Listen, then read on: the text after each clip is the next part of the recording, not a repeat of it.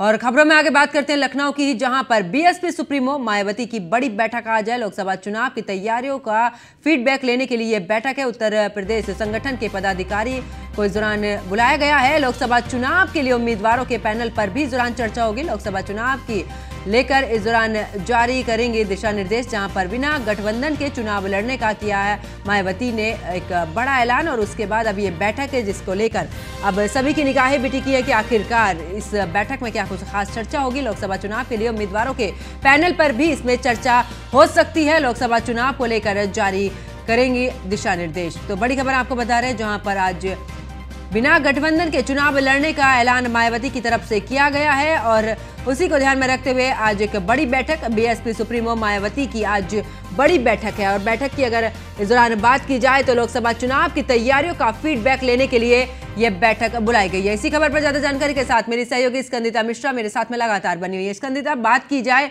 एक के बाद एक बैठकें हर राजनीतिक पार्टियों की नजर आ रही, लेकिन अगर बीएसपी की बात करें, क्योंकि एक तो अकेले 80 लोकसभा सीटें जो है यूपी में, उस पर अकेले लड़ने का ऐलान मायावती की तरफ से किया गया है। अब दूसरी तरफ एक बड़ी बैठक बुलाई है जिसमें हो सकता है उन उम्मीदवारों के नामों पर भी चर्चा हो कि जिन्हें चुनावी मैदान में उतारना है और किस तरीके का समीकरण बीएसपी की तरफ से।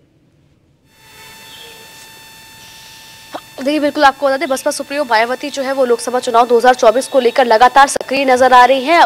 इससे पहले 15 तारीख को उन्होंने अपने बर्थडे के दौरान, जब उनका जन्मदिन था, तब उन्होंने ऐलान किया था कि वो अकेले चुनाव लड़ेंगी, लोकसभा चुनाव। और उसको लेकर अब वो पूरी तरीके से तैयार हो चुकी है। उन्होंने अपने पार्टी के जो खास करके जो संगठन के जो कार्यकर्ता है, जो संगठन के लोग हैं, उनको जिम्मेदारी सौंपी है कि किस तरीके से जनता के बीच जाए। उन्होंने एक ऐप भी लॉन्च किया था जिससे युवाओं को अपने साथ जोड़ा जाए, बहुजन समाज पार्टी के साथ जोड़ा जाए। आकाश आनंद ने जो है ऐप लॉन्च किया था, बहनजी ऐप, उसके माध्यम से तमाम युवाओं को जोड़ने का प्रयास कर रही है मायावती। और आज जो बैठक है वो काफी ज्यादा महत्वपूर्ण मानी जा रही है, क्योंकि आज की बैठक में मायावती जो है वो लोकसभा चुनाव 2024 को लेकर क्या कुछ तैयारियां चल रही है उसका फीडबैक लेगी। उत्तर प्रदेश के संगठन के जो लोग हैं उनके साथ ये बैठक बुलाई है, उनको बुलाया गया है, जिसमें तमाम पहलुओं पर चर्चा होगी। खास करके जो क्या कुछ जातीय समीकरण रहने वाला है, किस तरीके से रणनीति है, कहां पर किसको प्रत्याशी के तौर पर उतारना है, इन तमाम चीजों पर आज बसपा सुप्रीमो बात करती हुई नजर आएंगी। क्योंकि उन्होंने अभी हाल ही में ऐलान किया है कि लोकसभा चुनाव जो है वो अकेले लड़ेंगी मायावती। तो लगभग 80 की सीटें हैं, उन सभी सीटों पर उनको तैयारी कर रही है। और खास करके वो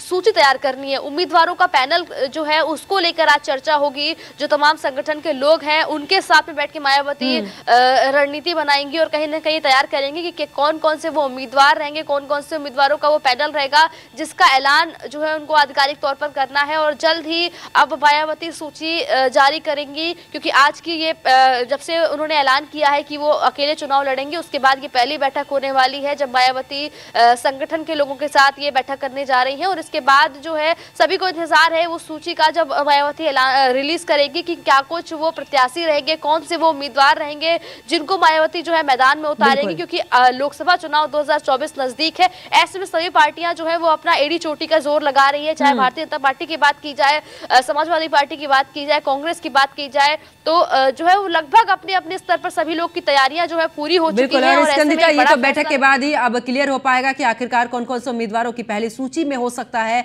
कि नाम शामिल है। बहुत बहुत शुक्रिया स्कंदिता, हमारे साथ जुड़ने के लिए, विस्तारपूर्वक जानकारी देने के लिए।